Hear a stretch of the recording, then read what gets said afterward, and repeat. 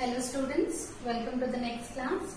So in the last class we have discussed a problem related to the single proportion. Now we will discuss one more problem.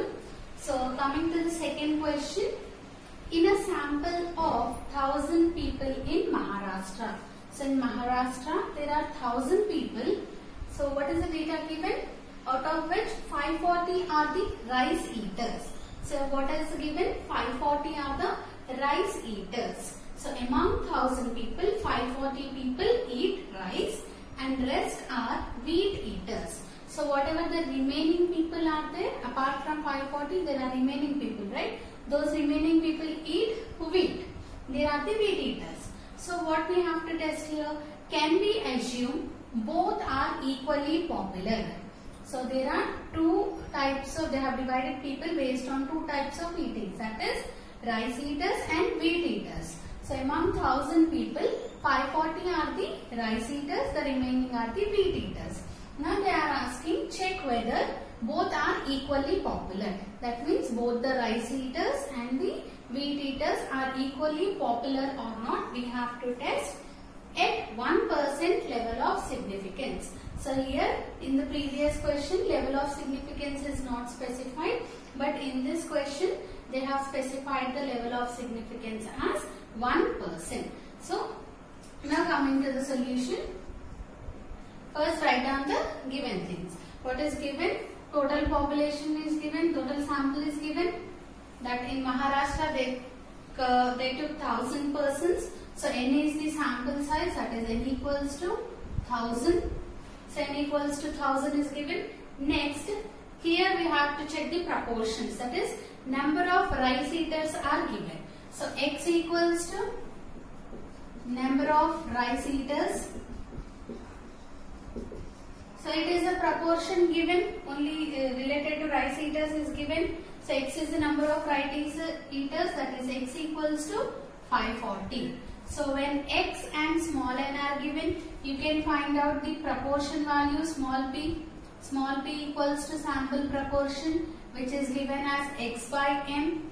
So x by n equals to 540 divided by 1000. So 540 divided by 1000 is p value equals to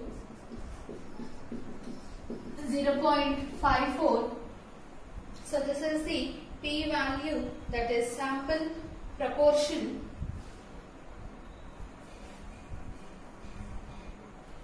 Next we have to formulate our null hypothesis and alternative hypothesis. So first we'll write our null hypothesis.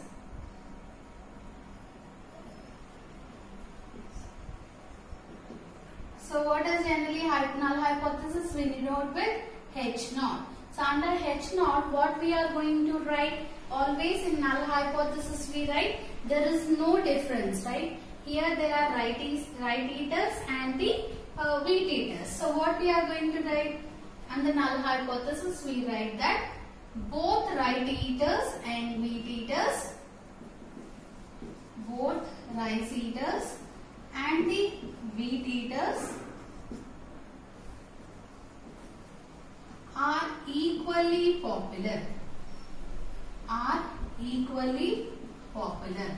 So both are equally popular means there is no difference between the rice eaters and the wheat eaters. So both are equally popular means both are same, right? So here you have two things, rice eaters and the wheat eaters. So what is the probability we are going to consider? P equals to 1 by 2.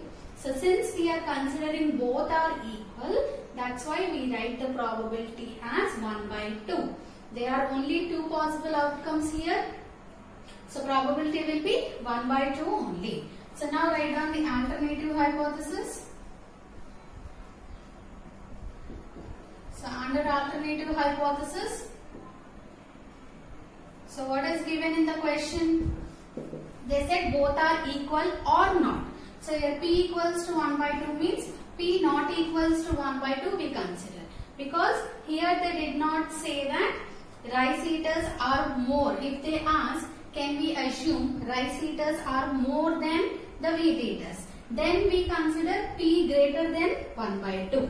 or if they say rice eaters are less than wheat eaters, then we consider P less than 1 by 2. So based on the question, what is they asked to find, that only we should consider the alternative hypothesis.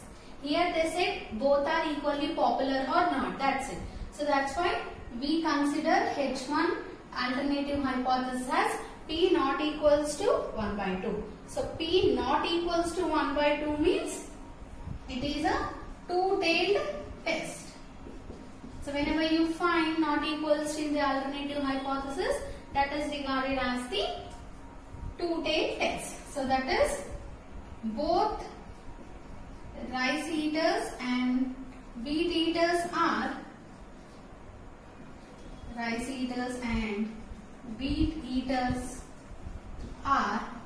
not equally popular.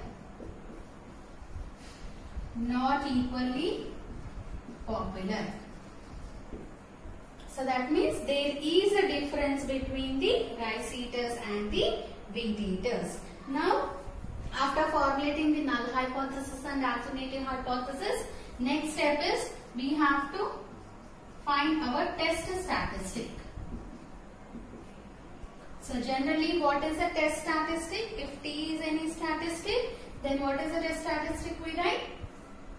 And under single proportion also we have written our test statistic. So under null hypothesis, that is H naught, the test statistic.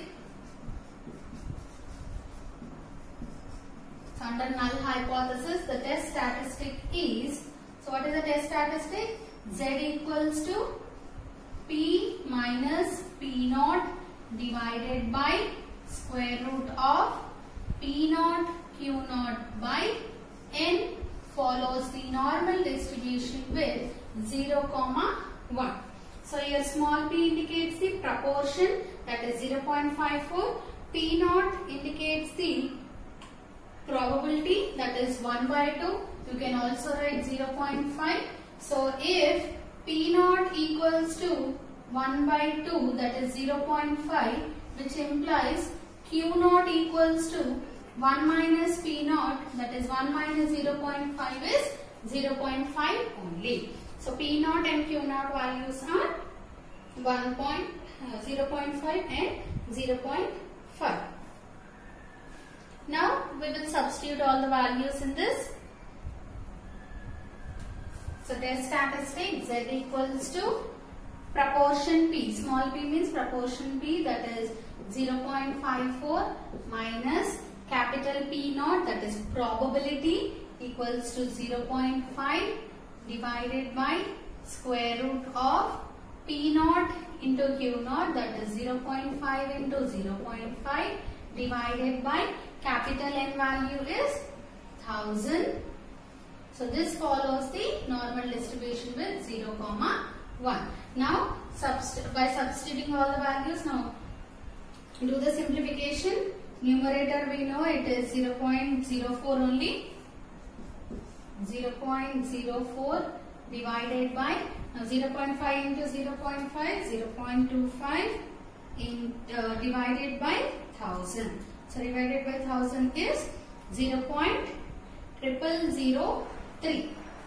So square root of 0.0003.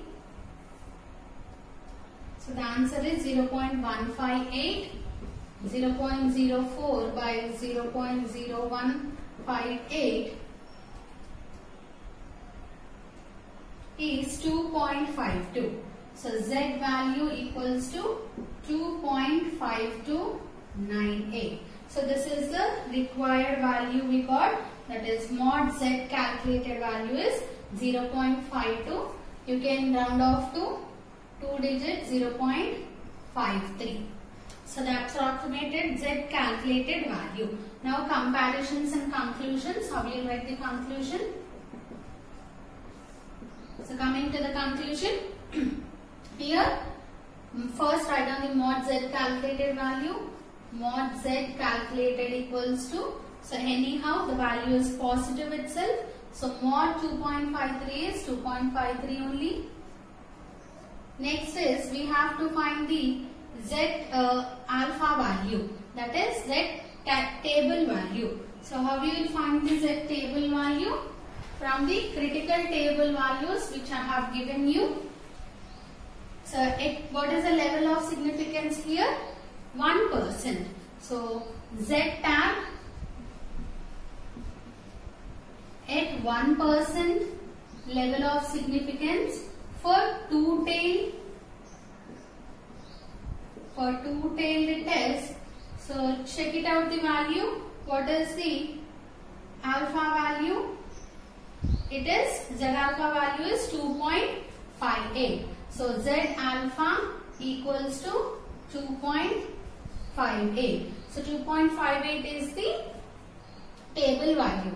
So if you observe mod Z calculated, it is 2.53. So 2.53 is obviously less than Z alpha, that is 2.58. So 2.53 is less than 2.58. So whenever, since calculated value is less than the table value, we accept our null hypothesis. Therefore, accept the null hypothesis. So what is our null hypothesis? H naught. So the H naught, what we have written? So both rice eaters and wheat eaters are equally popular. So write down the conclusion. Both rice and wheat eaters are equally popular. So we are accepting our null hypothesis, that is both rice and wheat eaters are equally popular. So in this way we are going to solve the proportion questions. Now we will see the next question. Now the next question, the third question is 20 people were attacked by a disease and only 18 survived. So when a disease is attacked to the 20 people, so out of those 20 people, only 18 were survived out of those 20 people. So now read the question carefully. Will you reject the null hypothesis that survival rate is 85%? So will you reject the null hypothesis if the survival rate is 85%? The survival rate here indicates the probability. Here, what are the two outcomes? The success and failure, survival and not surviving. So survival rate means the probability of success is 85% in favor of the hypothesis that it is more. So will you reject this hypothesis in favor of the hypothesis that it is more? So in favor means in null hypothesis we consider the probability as 85% in favor to the hypothesis that it is more. So more than the given null hypothesis. So here in alternative hypothesis we are going to get the more, that means greater than symbol. So now, and also level of significance is given at 5% level. So first write down given. If you read the question carefully and slowly, then you can understand it very well. So n equals to, so total how many people were attacked by a disease? 20. So n equals to 20. X equals to, how many are survived? 18. So here n equals to 20 and x equals to 18. So small p equals to x by n, that is 18 by 20. So 18 by 20 is 0.9. So we got the small p value 0.9. Now next we have to, and also given capital P, that is probability of survival or the survival rate, you can write directly. Survival rate equals to 85%. So 85% means capital P equals to 0.85. So from this Q equals to 1 minus P. So that is Q equals to 1 minus 0.85. So Q equals to 0.15. So we have the P and Q values. Now formulate the null hypothesis. So under null hypothesis we are going to write H naught such that the survival rate, that is the probability of survival, is P equals to 0.85, which is already given in the question. That is, the survival rate is 85%. That is, the survival rate is 85%. Now write down the alternative hypothesis. Now coming to the alternative hypothesis, what is given in the question?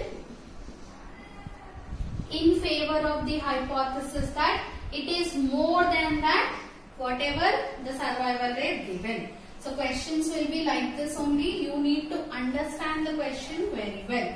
So H1 such that the survival rate is more means P is greater than 0.85. That is, the survival rate is more than 85%. So I said according to the question we will be writing the solution. In the same way, the survival rate is more than 85%. Now next, write down the test statistic. So test statistic under H naught, that is under null hypothesis, the test statistic is given as Z equals to small p minus capital P naught divided by under root P naught Q naught by N follows the normal distribution with 0, 1. Now we substitute all the values in the test statistic. So now substitute the values. Z equals to small p, that is proportion. What is the proportion? 0.9 minus P naught. So P naught means the probability that we have assumed under H naught, that is P equals to 0.85 divided by square root of P naught is 0.85 into Q naught is 0.15 divided by N value. N value is 20. Now find out the answer. 0.9 minus 0.85, 0.05 divided by 0.85 into 0.15, 0.1275 divided by 20. It is square root of 0.0064. So square root of answer we get it as 0.0798. So 0.05 divided by 0.0798 is 0.6263. So Z equals to 0.6263, which can be approximately written as 0.63. So this is the mod Z calculated value. Now find out the table value. What is the table value? At 5% level of significance and at here P greater than 0.85 means it is a right tail test. So don't forget to specify here under the null alternative hypothesis you have to specify the type of test. Now comparison and conclusions.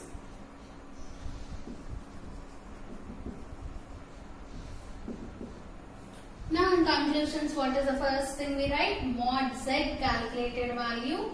So mod Z calculated is 0.63. Now we want Z tab value at 5%, at 5% level of significance for right tail. For right tail test. So check the table value. So the table value is 1.645. So Z tab equals to 1.645. Now do the comparison. Clearly mod Z calculated is less than Z tab. 0.63 is obviously less than 1.645. Therefore, H naught is accepted. So therefore, which implies accept H naught. H naught is accepted means what is given in H naught? That is the survival rate is 85%. That is the survival rate is 85% only. Now this is the question. So whenever you have like this more, you can use the right tail test. Similarly, if you have less, you will be using the left tail test. So for the sample proportion or the single proportion, we can find out the confidence limits also. So confidence limits means you have studied in the last sem in the interval estimation that your statistic value lies between the two limits. The upper limit and the lower limit will be given. So the confidence limits for the P, that is the sample proportion. So the confidence limits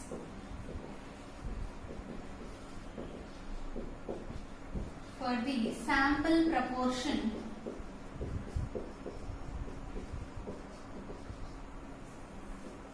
can be given as, so the confidence limits are generally given as P plus or minus Z alpha into square root of PQ by N. So that means the confidence limits are P minus Z alpha into under root PQ by N, comma P plus Z alpha into under root PQ by N. So what is P? P is the sample proportion and here Q equals to 1 minus P.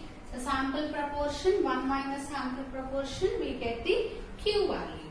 And similarly, what is Z alpha? Z alpha is the critical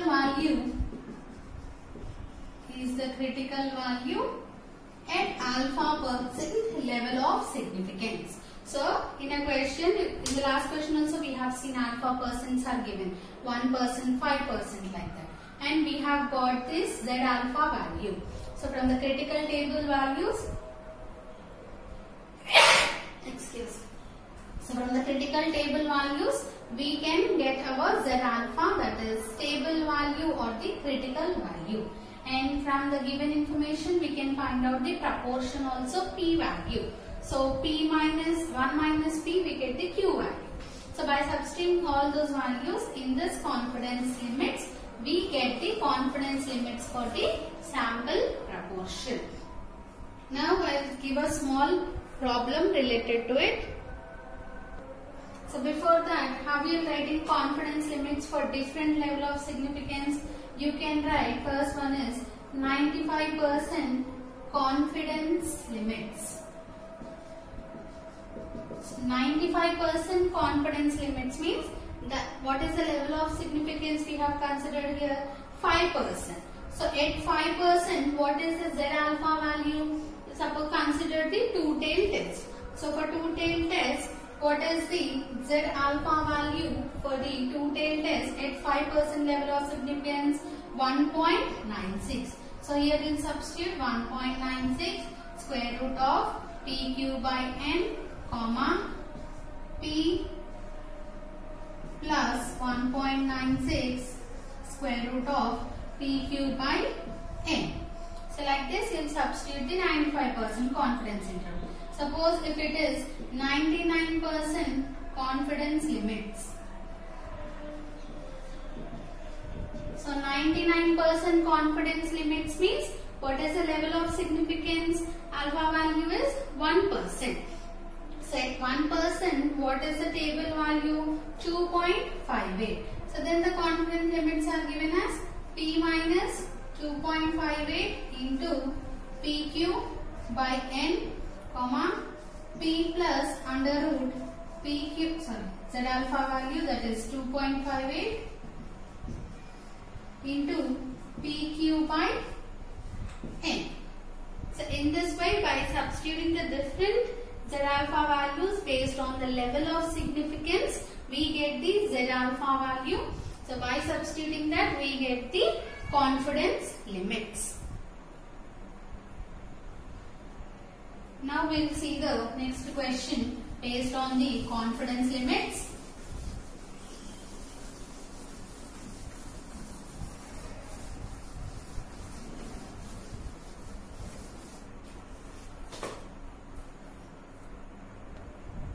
So our next question is a random sample of 700 units. So they took a random sample of 700 units from a large consignment. So from the consignment of different products, it may be any product. So we took the sample of 700 units. So out of which showed 200 were damaged. So 200 were damaged means here they are defective. So here defective, non-defective means it is binomial distribution. That means it is a proportion also. So we use the single proportion test. So find the 95% and 99% confidence limits for the proportion of damaged units. So here first we will find the proportion value. So first given, what is the proportion? For given n value equals to, the sample is of size 700 and x equals to number of damaged units in the consignment, that is 200.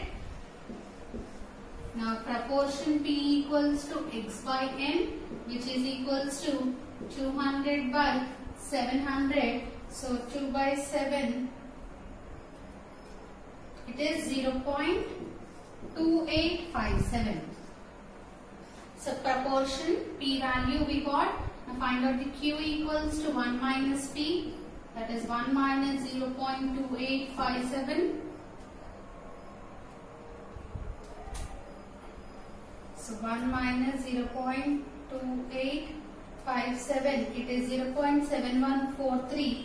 So Q value equals to 0.7143. We got P and Q values. Now generally what are the confidence limits? The confidence limits are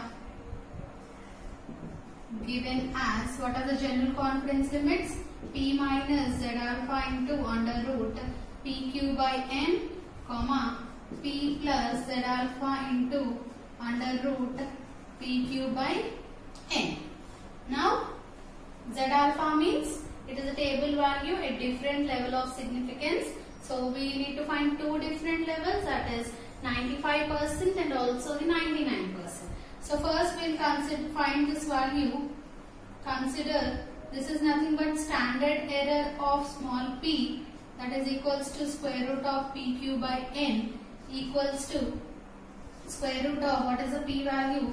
0.2857 into Q value is 0.7143 divided by total 700 units. So 0.2857 into 0.7143 divided by 700, square root of that answer is 0.0171. So standard error of P, that is nothing but this value, under root PQ by n is equals to 0.0171. Now we will substitute the values at different level of significance. So first we will find the 95% confidence limits for P. So first bit, 95% confidence limits for P are, we will write P plus or minus Z alpha under root PQ by n, which is equals to, so first we have to write Z alpha value. Z alpha at 5% level of significance is 1.96. So we know Z alpha value at 5% level of significance is 1.96. Now substitute that value. P plus or minus 1.96 square root of PQ by N. Substitute P and Q values. P value is 0.2857 plus or minus 1.96 under root 0.2857 into 0.7143 divided by 700. We already have this value, that is 0.2857 plus or minus 1.96 into standard error value, we got it as 0.0171. Now find out the lower limit and upper limit. First 1.96 into 0.0171. It is 0.033, 0.2857 plus or minus 0.0335. So if you put minus, you will get the lower limit 0.2857 minus 0.033. It is 0.2527, comma. Now you put plus. It is 0.3187. So your sample proportion lies between 0.25 and 0.31. What is the p value? 0.2857. Does it lies between 0.25 and 0.31? Yes. So in this way we are going to find the confidence limits. Now I will give you a small homework problem. Copy the question and try to solve this one. Your fifth question, that is homework question, is a coin is thrown 400 times and head resulted 240 times. Test whether coin is unbiased or not. So how we have done our first solution, in the same way we will be doing this solution. So by this problem, the single sample proportion we have completed. So in the next class we will discuss about the test for the two proportions.